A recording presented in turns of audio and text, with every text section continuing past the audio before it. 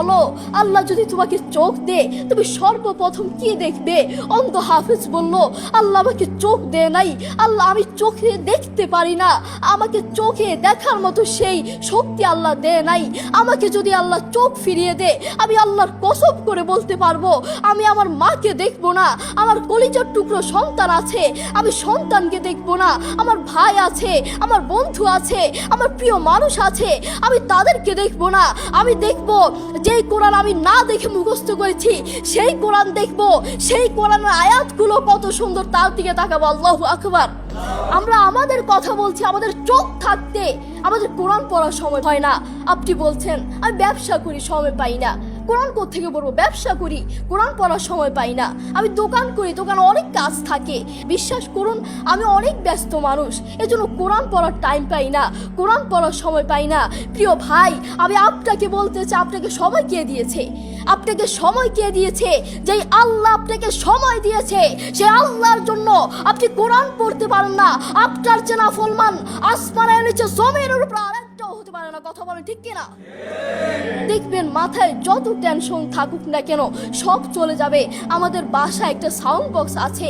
আমাদের পরিবারের সবার যখন মন ভালো না থাকে, আমার দাদা দাদু, আমার বাবা মা, ভাই বোন কারো যদি মন ভালো না থাকে, তখন আমার বাবা সেই সাউন্ড বক্সে কোরআন তেলাওয়াত লাগিয়ে দেয়। আমার বাবা বলে যখন কোরআন তেলাওয়াত শুনি মাথায় যতই টেনশন থাকুক না কেন সব চলে যায়, মন ফ্রেশ হয়ে যায়, মাথায় কোনো টেনশন থাকে না। আপনারাও চেষ্টা করবেন। আল্লাহ তাআলা বলেছেন আর রহমান আল্লামাল কুরআন খালাকাল ইনসান, দয়াময় আল্লাহ তিনি কোরআন শিক্ষা দিয়েছেন, তিনি মানুষকে সৃষ্টি করেছেন। আপনি দেখুন বর্তমান পৃথিবীতে যিনি কোরআন নিয়ে প্রতিবাদ করেছেন, আল্লাহু আকবার, যিনি বর্তমান এই পৃথিবীর বুকে কোরআনের সৌন্দর্য তুলে ধরেছেন, কোরআন যে ভুল নয় তা প্রমাণ করেছেন, তিনি হচ্ছে ডাক্তার জাকির নায়েক হাফিজাহুল্লাহ। তিনি কোরআনের মর্যাদা তুলে ধরেছেন, কোরআন যে ভুল নয় তা প্রমাণ করে দিয়েছেন। এই পৃথিবীর বুকে আপনি দেখবেন পৃথিবীর বহু মানুষ চোখে দেখে না, পৃথিবীর বহু মানুষ কথা বলতে পারে না, পৃথিবীর বহু মানুষ হাঁটতে পারে না, পৃথিবীর বহু মানুষ কানে শুনে না। তবু আল্লাহু আকবার, যারা অন্ধ দেখবেন তারা চোখে দেখে না কিন্তু শুনে শুনে এই কোরআন মুখস্থ করে। যারা কানে শুনে না তারাও এই কোরআন মুখস্থ করে। যারা কথা বলতে পারে না তারাও আল্লাহু আকবার দেখবেন এই কোরআন মুখস্থ করে। আমার বাবার একটি মাদ্রাসা আছে, নাম হচ্ছে আল হিদায়াত প্রতিবন্ধী মাদ্রাসা। সেখানে বিভিন্ন প্রতিবন্ধীরা পড়ে। তো সেখানে যিনি প্রধান শিক্ষক, সেখানে যিনি প্রধান টিচার, তার নাম হচ্ছে হাফেজ মোহাম্মদ শরীফুল ইসলাম। তাকেও আল্লাহ এই দুটো চোখ দেয় নাই, তিনিও চোখে দেখতে পারেন না, তাকে আল্লাহ চোখ দেয় নাই, তবুও কোরআনের প্রতি ভালোবাসা আছে। আমি যখনই তার কাছে যাই তখনই দেখি তিনি সব কাজ বাদ দিয়ে তিনি কোরআন তেলাওয়াত করছেন বা কোরআন শুনছেন। যখনই যাই তখনই দেখি তার দুটো সন্তান আছে, তিনি চাইলে তার সন্তানগুলোর চেহারা দেখতে পারে না, তিনি চাইলে তার মাকে দেখতে পারে না, তার বাবাকে দেখতে পারে না, তার আদরের টুকরো সন্তানগুলোকে দেখতে পারে না, তিনি চাইলে তার প্রিয় মানুষকে দেখতে পারে না, তার আত্মীয় স্বজনকে দেখতে পারে না। আপনি দেখবেন সে অন্ধ মানুষগুলো বলবে এই জিনিসটা এই কালার, এই জিনিসটার রং কালো, এই জিনিসটার রং সাদা, এই জিনিসটার রং লাল, কিন্তু তারা তো দেখে না, তারা মানুষ থেকে শুনে শুনে তারপর বলে এই জিনিসটার রং কালো। একটু পরীক্ষা করে দেখবেন আমরা 1 ঘন্টা চোখটাকে এভাবে বন্ধ করে থাকতে পারি না, আমরা 2 ঘন্টা একদিন এভাবে চোখটাকে বন্ধ করে থাকতে পারি না। আর সেই অন্ধ মানুষগুলো বছরের পর বছর চলে যায়, মাসের পর মাস চলে যায়, দিনের পর দিন চলে যায়, এভাবে চোখটাকে বন্ধ করে থাকে। তারা কিভাবে পারে? তাদেরকে আল্লাহ চোখ দেয় নাই, তবুও কোরআনের প্রতি ভালোবাসা আছে। আর আমরা আমাদের কথা বলছি, আমাদের চোখ থাকতে আমাদের কোরআন পড়ার সময় হয় না। আপনি বলছেন আমি ব্যবসা করি, সময় পাই না। কোরআন কোত্থেকে পড়বো? ব্যবসা করি, কোরআন পড়ার সময় পাই না।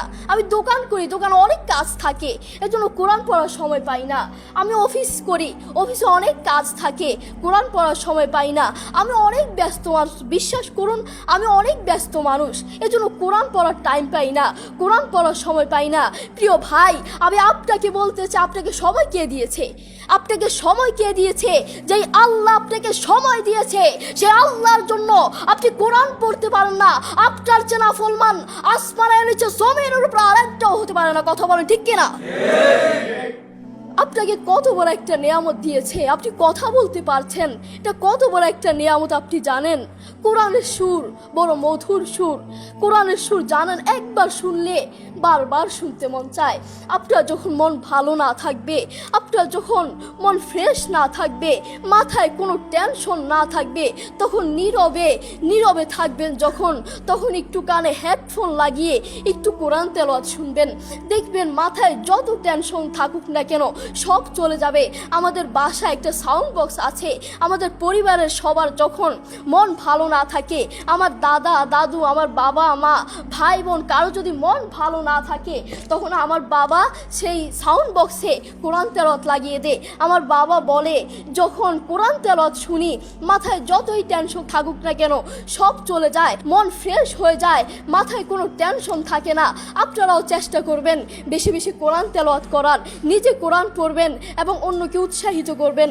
আমার মা বাবা আমাকে কোরআন পড়ার জন্য বেশি বেশি উৎসাহিত করে। যারা অন্ধ দেখবেন, তারা চোখে দেখে না, তারা শুনে শুনে শুনে কানে শুনে শুনে এই কোরআন মুখস্থ করে, তারা চোখে দেখে না। যারা অন্ধ তাদেরকে গিয়ে একটু প্রশ্ন করবেন, আপনাদের জীবনের আশা কি, আপনারা আল্লাহর কাছে সবসময় কি চান? সেই অন্ধ মানুষগুলো বলবে, আমরা আল্লাহর কাছে কোনো কিছু চাই না, আমরা সব সময় একটা জিনিস চাই, আল্লাহ আমাদেরকে চোখ ফিরিয়ে দাও। যারা কথা বলতে পারে না তাদেরকে প্রশ্ন করলে বুঝতে পারবেন, তারা সব সময় একটা জিনিস চায়, আল্লাহ আমার মুখ ফিরিয়ে দাও, আল্লাহ আমার কান ঠিক করে দাও, সব সময় এই জিনিসটা চায়। যারা অন্ধ তারা কোরআন মুখস্থ করেছে। আপনার মতো চোখওয়ালার জন্য আমার দুঃখ লাগে। আপনার চোখ আছে কিন্তু তবু আপনি কোরআন পড়তে পারেন না, আপনার সময় নাই, আপনি কোরআন পড়তে পারেন না। যারা অন্ধ তাদের চোখ নাই তবুও তারা মাশাআল্লাহ কোরআন